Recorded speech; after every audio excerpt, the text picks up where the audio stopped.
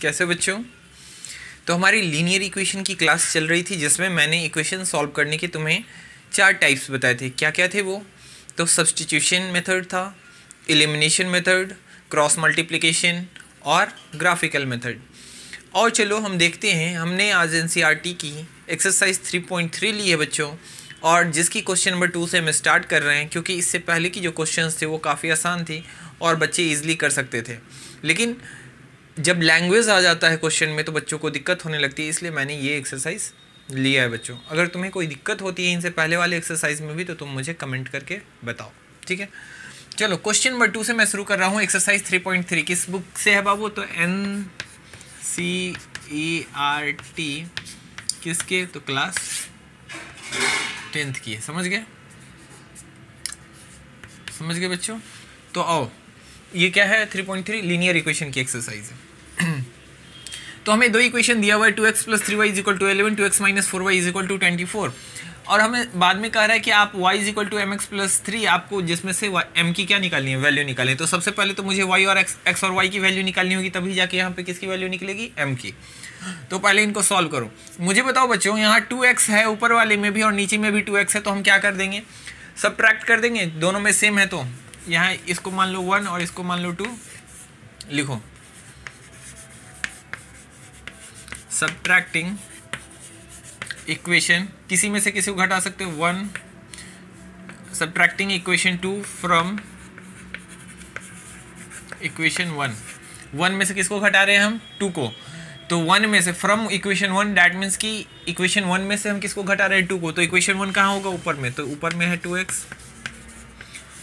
3y = 11, और second वाले को घटा रहे हैं 2x - 4y = -24। घटा दो बच्चों। तो घटाने वक्त में हम क्या करते हैं? जिस नीचे वाले की जो साइन है वो बदल देते हैं। देखो 2x के आगे कोई साइन नहीं है, डैट मीन्स कि यहाँ प्लस साइन है तो नीचे माइनस। यहाँ देखो 4y के आगे माइनस है, डैट मीन्स यहाँ पे क्या आ जाएगा? प्लस। यहाँ 24 माइनस में तो क्या हो जाएगी? प्लस। देखो जब हम माइनस करते हैं तो साइन क्या हो जाता है? उलट जाता है। कुछ ऐसा देखो, जो बच्चे को दिक्कत लग रहा हो कि ऐसा क्यों होता है, क्यों साइन हम पलट देते हैं, तो मैं तुम्हें समझाता हूँ। देखो इक्वेशन सब यहाँ पे हमने लिखा है सबट्रैक्टिंग इक्वेशन 2 फ्रॉम इक्वेशन 1। तो इसका मतलब क्या होगा? LHS से LHS को घटाएंगे, RHS से RHS को। तो देखो मुझे बताओ पहला इक्वेशन क्या है? कुछ इस तरीके से लिखोगे, 2x + 3y LHS हो गया पहले का, और इधर से घटाओगे RHS, तो ये क्या हो जाएगा? 2x - क्या 4y बराबर, इधर पहले 11 लिखोगे माइनस, और माइनस क्या करोगे? 24। देखो बच्चों, ये जो 2x है प्लस 3y है ये तो रह गया, लेकिन माइनस की वजह से ये 2x प्लस में था, हो गया क्या? -2x, और ये -4y था, लेकिन इस माइनस की वजह से क्या हो गया? +4y, और इक्वल टू यहाँ देखो 11, ये माइनस होता लेकिन 24 ऑलरेडी माइनस में था, तो माइनस माइनस क्या? प्लस। अब देखो यही चीज़ ना हो गई, 11 + 24, इधर क्या आ गई? 2x + 3y और -2x, तो देखो ये -2x के साथ हो गया, और 4x किस में? प्लस में। तो ये चीज़ें ऐसी होती हैं, लेकिन हम यहाँ पे डायरेक्ट ऐसा कर देते हैं कि नीचे वाले का साइन पलट देते हैं, क्योंकि माइनस होगी तो ये साइन क्या हो जाएगा? पलटेगा ना। जो प्लस में होगा वो माइनस में, जो माइनस में प्लस में। तो इसीलिए हम यहाँ पे ऐसा करते हैं। आई होप कि तुम समझ गए होगे कि ऐसा क्यों होता है, क्यों हम नीचे वाले का साइन बदल देते हैं। समझ गए? चलो अब सेम 2x से 2x क्या हो जाएगा? Cancel out. तो क्या बचेगा? 3y, नीचे में -4y नहीं, अब क्या है? इसका साइन प्लस है, तो प्लस जो अब बाद में जो साइन आया है यही इसका मेन साइन। तो 3y में 4y जोड़ेंगे तो कितना हो जाएगा बच्चों? 7y। और यहाँ देखो 11, ये -24 अब नहीं रह के क्या रह गया? +24। तो 11 में 24 जोड़ेंगे तो कितना आ जाएगा? बताओ बच्चों। 35। y = यहाँ से बताओ तो 35 / क्या? 7 से कितने टाइम्स? 5 टाइम्स में। y की वैल्यू आ गई बच्चों। अब y की वैल्यू हम पुट कर देंगे हम अपने किसी इक्वेशन में, तुम जिसमें चाहो उसमें पुट कर सकते हो, जो तुम्हें आसान लगे। तो हम यहाँ लिखेंगे putting the value of y in equation 1 वाला आसान है, 1 में रख दो 1 में। तो 1 में रखेंगे तो क्या आ जाएगा बच्चों? 2x प्लस क्या है? पहले ये लिख लो, बराबर 11 है।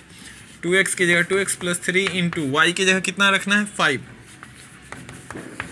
यहाँ से बताओ बच्चों, 2x 5 इंटू 3 क्या 15, तो 11, ये 15 को उधर भेज देंगे तो 11 माइनस 15 यहाँ से x बराबर, बताओ 11 में से 15 जाएगी तो -4, 2x के साथ प्रोडक्ट में था, उधर जाएगा तो क्या आ जाएगा डिवाइड में, काटेंगे तो कितना आ जाएगा बाबू -2, तो x बराबर देयरफॉर ये हो गई, तो x बराबर -2 आ गई। तो हमारे पास क्या आ गया बच्चों, तो फाइनली हम लिख रहे हैं, इसको तुमने अगर उतार लिया है तो हम मिटा रहे हैं, मैं मिटा दूं बच्चों, तुमने उतार लिया,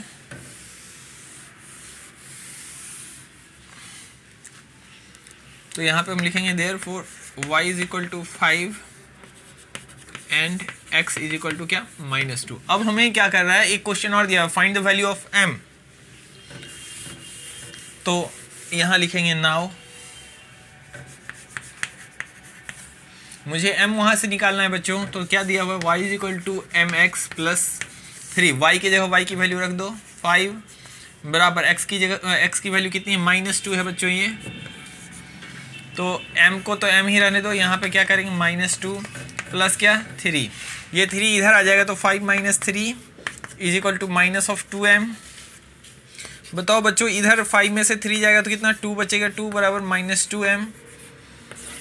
अब m के साथ -2 प्रोडक्ट में है तो उस साइड चला जाएगा तो डिवाइड में, अब मुझे बताओ 2 से ये कट जाएगा और ये माइनस साइन, तो क्या आ जाएगा -1, तो m की वैल्यू क्या आ गई -1। कोई दिक्कत है बच्चों, तो चलो इनको उतारो, ये हमारा क्वेश्चन 2 सॉल्व हो गया। हमसे x और y की तो वैल्यू पूछ ही रहा था, साथ में हमसे ये कह रहा था कि आप ये फाइंड कीजिए, तो ये नहीं कह रहा था कि x y आप निकालिए, आपसे कह रहा था find the value of m, तो बच्चे कंफ्यूज हो जा रहे थे कि m की वैल्यू, तो आप m तभी नहीं निकाल पाओगे जब आपको x और y पता हो, क्योंकि एक इक्वेशन है और यहाँ 3 वेरिएबल है, y भी वेरिएबल है, m भी वेरिएबल है, x भी वेरिएबल है, ये कांस्टेंट है, और मैंने कहा है कि आपके पास एक इक्वेशन है तो एक ही वेरिएबल हो तभी आप वैल्यू निकाल सकते हैं। तो यहाँ x और y को हम क्या करेंगे, रिप्लेस करेंगे इसकी वैल्यू से, तो हम क्या करेंगे, हमें जो दो इक्वेशन दिया हुआ है वहाँ से हम x और y की वैल्यू निकालेंगे और यहाँ पे पुट कर देंगे, फाइनली m की वैल्यू अपने आप आ जाएगी, जैसा कि हमने किया पुट कर दिया, फाइनली m की वैल्यू खुद ब खुद आ गई।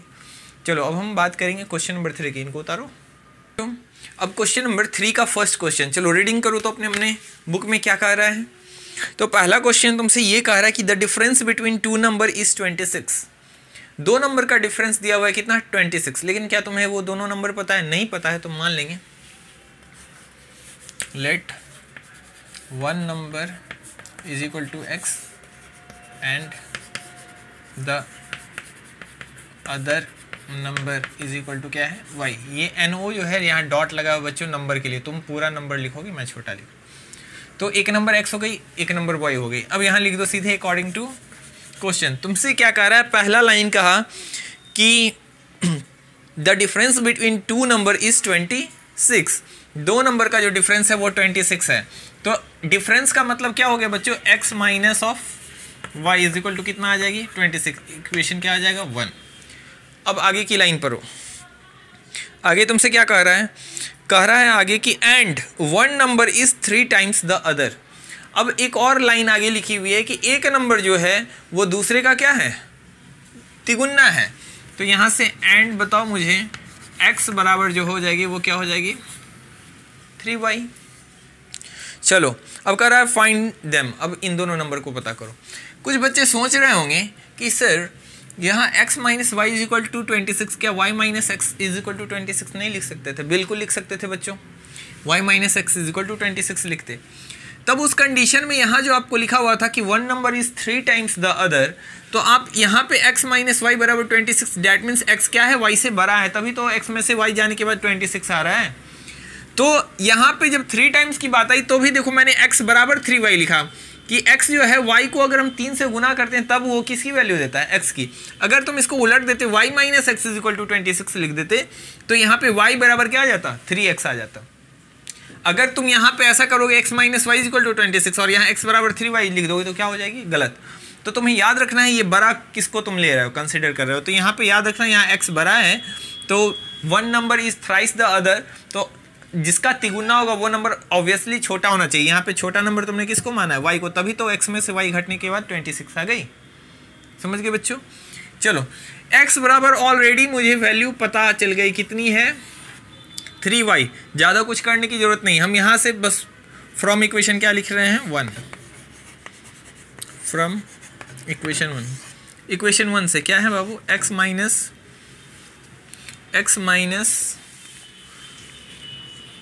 y इज इक्वल टू कितनी है 26। अब मुझे बताओ बच्चों x बराबर कितना है 3y, तो यहाँ पे हम लिख सकते हैं 3y माइनस ऑफ y बराबर 26।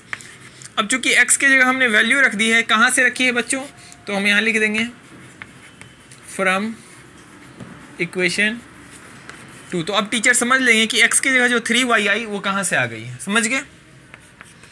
अब 3y में से y चली जाएगी तो कितना आ जाएगा बच्चों 2y इज इक्वल टू 26। यहाँ से मुझे बताओ y इज इक्वल टू क्या आ जाएगा 26/2 इज इक्वल टू हमारे पास कितना आ जाएगी, तो y की वैल्यू आ गई 13। अगर y की वैल्यू 13 आ गई तो यहाँ लिखेंगे putting the value of y in equation 2। Equation 2 सबसे आसान, यहाँ पुट कर दो तो x बराबर क्या आ जाएगा 3y, 13 3 ज़ा 39, तो x और y की वैल्यू आ गई। यहाँ से तुम लिख सकते हो हेंस x बराबर 39 y बराबर 30। आंसर चेक भी कर लो, देखो 39 में से अगर तुम्हारा 13 चला जाए तो कितना 26 बच जाता है। तो समझ गए बातों को, उतारो इनको। चलो बच्चों, तो क्वेश्चन नंबर 3 का फर्स्ट पार्ट हमने बना लिया। क्वेश्चन नंबर 3 का ये सेकंड है। सेकंड पार्ट क्या करता है अपने बुक में पढ़िए, एनसीईआरटी की बुक में एक्सरसाइज 3.3 की क्वेश्चन नंबर 3 का सेकंड पार्ट कह रहा है क्या, the larger of 2 supplementary angles. अब पहले बात आती है सप्लीमेंट्री एंगल्स किसको कहते हैं, आपको पता है बाबू सप्लीमेंट्री एंगल्स किसको बोलते हैं। ऐसे दो एंगल्स जिनका सम कितना हो जाए 180 हो जाए। जैसे x प्लस वाई को हम सप्लीमेंट्री तब बोलेंगे जब ये कितना हो जाए 180 हो जाए। हमेशा याद रखना है कि सप्लीमेंट्री एंगल्स हमेशा पेयर के फॉर्म में होंगे। दो एंगल्स जिनका सम 180 हो जाए तो उन दोनों एंगल्स को मिला के हम क्या बोलेंगे सप्लीमेंट्री एंगल्स, जस्ट कॉम्प्लीमेंट्री के। जैसे कॉम्प्लीमेंट्री एंगल्स में क्या होता है, दो एंगल्स जिनका सम 90 के बराबर हो तो उनको हम बोलते हैं कॉम्प्लीमेंट्री एंगल्स। ये हमेशा दो के पेयर में ही बात करेंगे। तो सप्लीमेंट्री एंगल्स क्या हो जाएंगे, आपसे जैसे कह देगा कि एक 70 है तो बताइए इसका सप्लीमेंट्री एंगल यानी इसका दूसरा पेयर कौन सा होगा। अगर दो एंगल सप्लीमेंट्री है जिसमें एक है 70 तो अगला क्या होगा, तो आप इसमें 180 में से घटा देंगे 70 तो क्या आ जाएगी रिजल्ट 110। आपसे पूछेगा कि एक एंगल 90 है तो दूसरा सप्लीमेंट्री, तो देखो 90 180 में से 90 घटाओगे तो अगला भी 90। तो ये हमेशा पेयर में होंगे बच्चों, ठीक है। चलो तो सप्लीमेंट्री समझ गए। अब क्वेश्चन को पढ़ो। सप्लीमेंट्री का क्या मतलब, ऐसे दो एंगल्स जिनका सम 180 हो। और कॉम्प्लीमेंट्री में क्या होता है, ऐसे दो एंगल्स जिनका सम क्या हो 90 हो। चलो तो यहाँ हम बात करें, और याद रखना दो से अधिक नहीं। ऐसा नहीं कि 3 एंगल का सम 180 हो जाए तो तुम पूछोगे कि सर ये सप्लीमेंट्री। नहीं बच्चों, हमेशा दो ही एंगल्स पे हम बात करेंगे, कॉम्प्लीमेंट्री या सप्लीमेंट्री की, ना दो से अधिक ना दो से कम। दो एंगल्स का सम अगर 180 होता है तो सप्लीमेंट्री, दो एंगल्स का सम अगर 90 होता है तो कॉम्प्लीमेंट्री। चलो बच्चों, तो क्या कह रहा है, the larger of 2 supplementary angles exceeds the smallest by 18। पहले तो बात करें 2 सप्लीमेंट्री एंगल्स का रहा है द लार्जेस्ट ऑफ 2 सप्लीमेंट्री, यानी 2 सप्लीमेंट्री एंगल्स है जिसमें एक बड़ा हो जाएगा तो एक छोटा हो ही जाएगा। तो अब यहाँ पे बात कर रहे हैं कि लेट द लार्जर एंगल क्या हो जाएगा x, तो स्मॉलर एंगल को हमने क्या मान लिया y। अब यहाँ लिख दो अकॉर्डिंग टू क्वेश्चन। अब देखो क्वेश्चन में कह रहा है क्या कि तुमसे कह रहा है the larger of 2 supplementary angles, that means कि सप्लीमेंट्री जो दो एंगल्स हैं उसमें से जो बड़ा एंगल है वो स्मॉलर से क्या कह रहा है, supplementary angles exceeds the smaller by 18। Exceed का मतलब होता है बढ़ जाना, तो स्मॉलर से कितना ज़्यादा है 18 ज़्यादा है। इसका मतलब क्या हुआ बच्चों कि अगर बड़े वाले एंगल से, लार्जर है x, बड़े वाले एंगल से इस छोटे वाले को हम घटा देंगे तो बड़ा वाला इस छोटे वाले से कितना बड़ा है 18 बड़ा है ना, तो कितना आ जाएगा 18। यही बात ना कह रहा है कि लार्जर एंगल जो है स्मॉलर एंगल से कितना ज़्यादा है 18। डैट मीन्स कि x में से अगर y घटा देंगे तो कितना बच जाएगा 18, जितना ज़्यादा था उतना बच जाएगा। समझ गए बातों को। अब आगे लाइन पर हो, अगला कह रहा है बस आगे अब कुछ नहीं है, इतना ही से तुम्हें बनाना है। अब मुझे बताओ एक इक्वेशन तो और चाहिए, इतने से काम चलेगा क्या, नहीं चलेगा।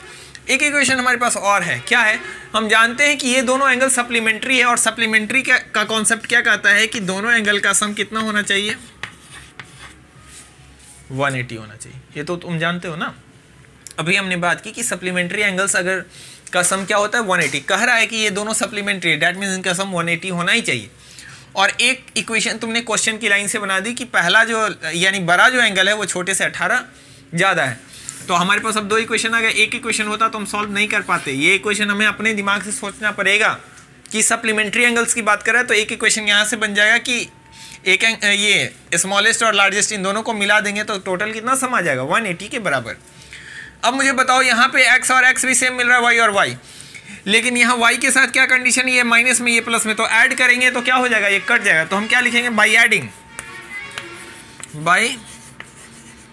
एडिंग इक्वेशन 1 एंड 2 ऐड कर देंगे तो क्या हो जाएगा वो x माइनस वाई बराबर क्या 18, x प्लस वाई बराबर 1। ऐड करते हैं तो साइन में कोई भी चेंजिंग नहीं होता है बच्चों। तो मुझे बताओ x प्लस एक्स क्या आ जाएगा 2x, और माइनस वाई और प्लस वाई आपस में कट जाएंगे, यहाँ कुछ नहीं बचेगा। और 180 में जोड़ देंगे क्या 18, तो कितना आ जाएगा बच्चों, कितना आ जाएगा, केवल हमें क्या जोड़ना है 18 ना। तो देखो ये इसको इस तरीके से समझो, यहाँ लिखावट में ऐसे गलती हो जाएगी। तो यहाँ पे 1 ऐसा 180, तो ये क्या आ जाएगा 198, समझ गए। अब यहाँ से x की वैल्यू निकाल लो, कितना आ जाएगा बाबू, तो x बराबर 198/2, 2 से कितने टाइम्स 9 टाइम्स 18 और फिर 2 से 9 टाइम्स 18, तो x की वैल्यू कितनी आ गई बच्चों 99। x की वैल्यू 99 आ गई। अब हम क्या करेंगे, किसी एक इक्वेशन में रख देंगे। तो चलो मैं यहाँ इसको इरेज करता हूँ और हम लिखेंगे putting the value of x इन। तो x बराबर कितनी आ गई हमारी 99। अब हम यहाँ लिखेंगे, क्या लिखेंगे,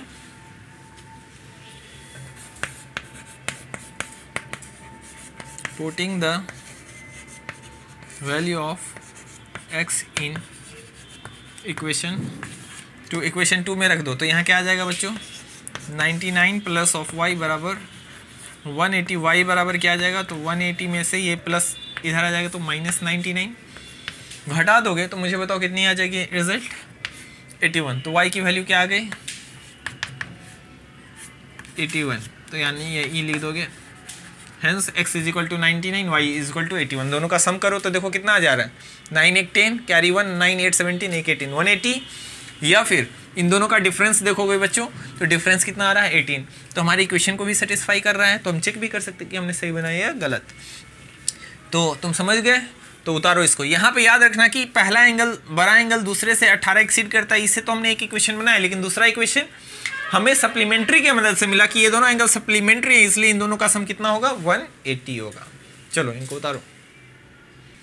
चलो बच्चों अब हमारे पास है क्वेश्चन नंबर 3 का थर्ड पार्ट। थर्ड पार्ट क्या कर रहा है, the coach of a cricket team by 7 bat and 6 ball for ₹3,800।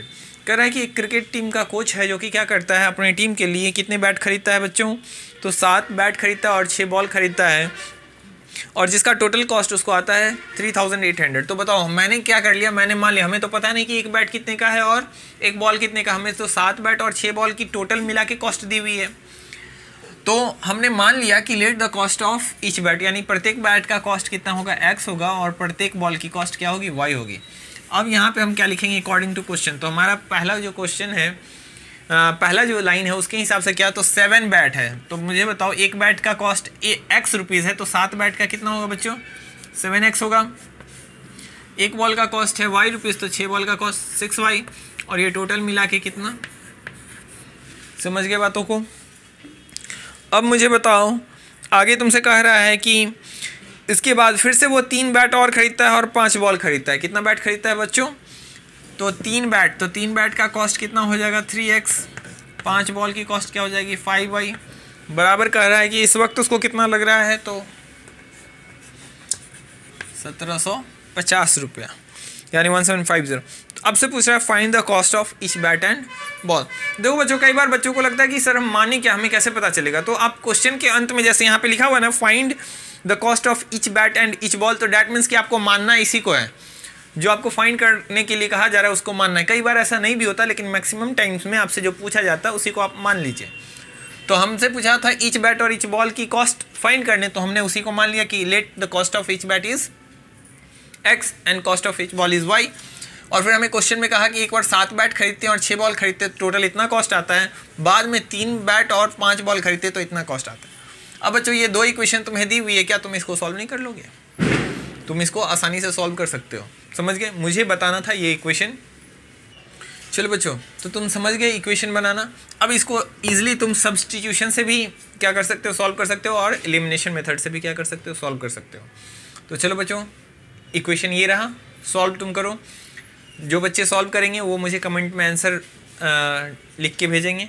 अगर जिन बच्चों को दिक्कत होगा तो मैं इसको फिर से बता दूंगा। इसको तुम इक्वेशन 1 मान लो, इक्वेशन 2, दोनों ही मेथड से बच्चों तुम्हें सॉल्व करके बनाना है, सब्स्टिट्यूशन से भी और एलिमिनेशन से भी। चलो इनको उतार लो और इनको घर पे बैठ के बनाओ। चलो बच्चों, अब हम क्वेश्चन नंबर 3 का क्वेश्चन नंबर पार्ट 4 लेके आ रहे हैं। पार्ट 4 बहुत ही इंपॉर्टेंट है और अक्सर बच्चे इसमें फंस जाते हैं कि सर इसको सॉल्व कैसे किया जाए। तो चलो पहले क्वेश्चन पढ़ो, क्वेश्चन पढ़ के समझो कि कैसे किया जाता है। देखो बच्चों, मैं डायरेक्ट इक्वेशन चाहूँ तो लिख दूँ, लेकिन मैं तुम्हारे साथ इसलिए पढ़ता हूँ कि तुम भी समझो कि किस तरीके से पढ़ के तुम इक्वेशन ड्राइव कर सकते हो। तो चलो क्वेश्चन नंबर 3 का पार्ट 4 पढ़ो। कह रहा है the taxi charges in a city consist of a fixed charge together with a charge for the distance covered for a distance of 10 kilometre. हाँ, डिस्टेंस कवर्ड, पहले यहीं तक बात समझो, कहाँ से कहाँ तक हमें पढ़ना कर रहा है। The taxi charges in a city, एक सिटी में टैक्सी की चार्जेस जो है वो consist of a fix charge, जो कि क्या है, जिसमें एक फिक्स चार्ज लगता है, और टुगेदर किसके साथ, the charge for the distance covered, और तुम जितना दूरी तय करते हो। जैसे ऐसा समझो, कई बार तुम्हारे घर कोई मैकेनिक आता हो तो वो कहता होगा कि मैं घर पे आ गया और मैंने अगर इंस्ट्रूमेंट आपकी छू ली जो ख़राब है तो मेरा चार्ज 100 रुपया हो जाएगा, फिर उसमें कुछ खराबी हो या ना हो इससे कोई मतलब नहीं है। ठीक वैसे ही टैक्सी वाले ने कहा कि अगर आप कॉल करके बुलाते हैं मुझे तो आपको एक फ़िक्स चार्ज तो लग जाएगा, लेकिन उसके बाद आप कितना दूरी तय करते हैं उसके हिसाब से आपको पर किलोमीटर चार्ज देना पड़ेगा। तो ये बात तुम समझ गए। तो यहाँ पे 2 चार्जेस हैं, एक तो फिक्स चार्ज हो गई और एक चार्ज पर किलोमीटर हो गई। और देखो तुमसे क्या कह रहा है, अब कह रहा for a distance of 10 kilometre the charge paid is ₹105। 10 kilometre की दूरी के लिए कितना चार्ज पे किया गया है, 105 रुपया पे किया गया है। और कह रहा है and for the journey of 15 kilometre, और किसी ने 15 किलोमीटर तय किया तो उसने कितना चार्ज पे किया है, 155। कह रहा what are the fix charge, देखो यहाँ से पूछ भी रहा है आपसे what is the fix charge and charge per kilometer, और पर किलोमीटर चार्ज क्या है। अगर आप ये दोनों निकाल लेते हैं तो आगे आपसे क्वेश्चन पूछ रहा है कि what is the fix charge and charge per kilometre के बाद करा how much a person have to pay for travelling a distance of 25 kilometre. तो फिर एक क्वेश्चन आपसे पूछ रहा है कि अगर आप वो दोनों निकाल लेते हैं तो बताइए अगर किसी को 25 किलोमीटर जाना हो तो कितना चार्ज क्या करना होगा, पे करना होगा। तो बच्चों आपके क्वेश्चन, मैंने कहा था कि क्वेश्चन के अंत में ही आपसे जो पूछा रहता है उसी को आप लेट कर लेते हैं। यहाँ पे आपसे पूछा है ना, क्या पूछा है, what are the fix charge and charge per kilometer, तो आप इन्हीं को मान लीजिए कि let the fixed charge is equal to क्या, एक्स मान लीजिए। ये रुपीज एक्स है बच्चों, तुम चाहो तो ऐसे लगा लो rupees x, and the charge per kilometre, per kilometre charge क्या है, वाई रुपीज़ है। ठीक है बच्चों, अब यहाँ से हम लिखेंगे अकॉर्डिंग टू क्वेश्चन। कह रहा है एक व्यक्ति 10 किलोमीटर जाता है, तो 10 किलोमीटर जाता है बच्चों, तो मैंने कहा टैक्सी बुला ली या जो भी ड्राइवर को तुमने रोक दिया तो उसका एक फिक्स चार्ज लग जाएगा, तो एक्स रुपीज़ तो लग गया क्योंकि फिक्स चार्ज है, इतना तो देना ही पड़ेगा। प्लस अब 1 किलोमीटर का चार्ज तुम्हें नहीं पता, तुमने मान लिया वाई, तो 10 किलोमीटर जाएंगे तो कितना चार्ज लगेगा, 10 वाई। और टोटल कितना पे किया गया है, तो पे किया गया है इसके लिए 10 किलोमीटर के लिए 105 रुपया। तो याद रखना ये जो 105 है इसमें फिक्स चार्ज और ये पर किलोमीटर चार्ज ऐड है। अब ये हमारा पहला इक्वेशन हो गया। अब बताओ कोई दिक्कत है क्या, कोई दिक्कत नहीं। दूसरा हमसे कह रहा है कि 15 किलोमीटर जाते हैं तो उस कंडीशन में 155 रुपया पे करते हैं, तो 15 किलोमीटर के लिए भी जाओ तो फिक्स चार्ज तो देना ही पड़ेगा ना, तो फिक्स चार्ज प्लस 15 किलोमीटर के लिए, तो 1 किलोमीटर के लिए वाई रुपया देते हो तो 15 किलोमीटर के लिए कितना रुपया देना पड़ेगा, 15 वाई। और ये कितना लग जाता है बच्चों, तो तुमसे लग जाता है ये 155 रुपया। कुछ समझ गए बातों को, ये इक्वेशन हो गई 2। अब चलो इनको सॉल्व करोगे तो तुम्हें आ जाएगी।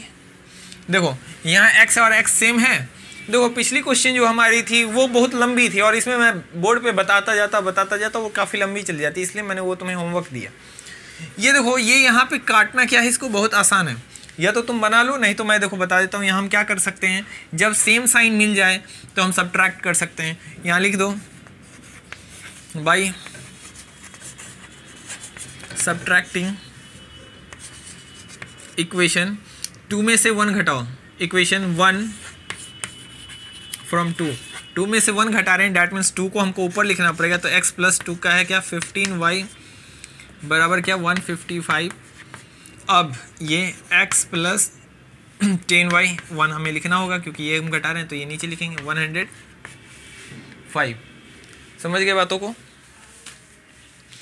अब यहाँ देखो बच्चों, ये घटा रहे हैं तो साइन माइनस करो, x क्या हो गए कट गए, 15y में से 10y जाएगी तो बताओ क्या बचेगा, केवल 5y, और 155 में से 105 चले जाए तो बचेगा 50।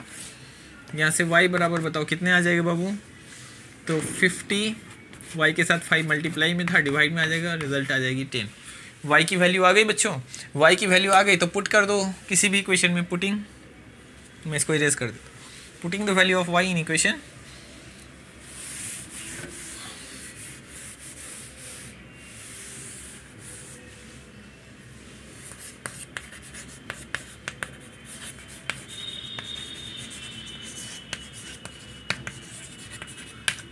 इक्वेशन 1 में डाल दो, तो x + 10 इंटू वाई की जगह कितना डाल सकते हैं 10 बराबर 105। यहाँ से मुझे बताओ x बराबर क्या आ जाएगा 105 माइनस 10 इंटू 10 100, इधर भेजेंगे तो माइनस है। y की वैल्यू कितनी आ जाएगी, x की वैल्यू कितनी आ जाएगी 5। तो तुम समझ गए, x की वैल्यू हमारी हो गई 5 हो गई फिक्स चार्ज और 10 हो गई पर किलोमीटर चार्ज। तो देखो 10 किलोमीटर के लिए जाएंगे तो 100 रुपया प्लस क्या 5 रुपया, तो 105 रुपया। उसी तरीके से 15 किलोमीटर अगर जाएंगे तो पर किलोमीटर 10 रुपया चार्ज है, तो 150 रुपया लग जाएगा चार्ज हमारा पर किलोमीटर, 5 रुपया फिक्स चार्ज, 155 रुपया। अब तुमसे पूछ रहा था जब x और y आ गई, दैट मीन्स कि हमारे पास आ गई क्या x बराबर कितनी आ गई, यहाँ तुम लिखना नहीं, अभी मैं इसको मिटाना होगा इसलिए मैं लिख दे रहा हूँ, x बराबर 5 y बराबर 10। अब तुमसे पूछ रहा है कि कोई अगर 25 किलोमीटर जाए तो मुझे बताओ 25 किलोमीटर के लिए नाउ चार्ज फॉर 25 किलोमीटर, तो बताओ 25 किलोमीटर के लिए कितना चार्ज होगा, तो फिक्स चार्ज x तो लगेगा ही, और पर किलोमीटर चार्ज y है, तो 25 किलोमीटर के लिए क्या लगेगा 25y। x की वैल्यू है 5 प्लस y की वैल्यू है 10 लगा दो, ये 5 + 25 × 10 250, सम करोगे तो क्या आ जाएगा 255। यही हमारा क्या हो जाएगा आंसर हो जाएगा बच्चों। तो इनको उतारो। चलो बच्चों आज की क्लास हम यही समाप्त करते हैं, आगे की क्वेश्चन हम अपने नेक्स्ट लेक्चर में लेके आएंगे। तब तक के लिए तुम लोग मन लगा के पढ़ते रहो।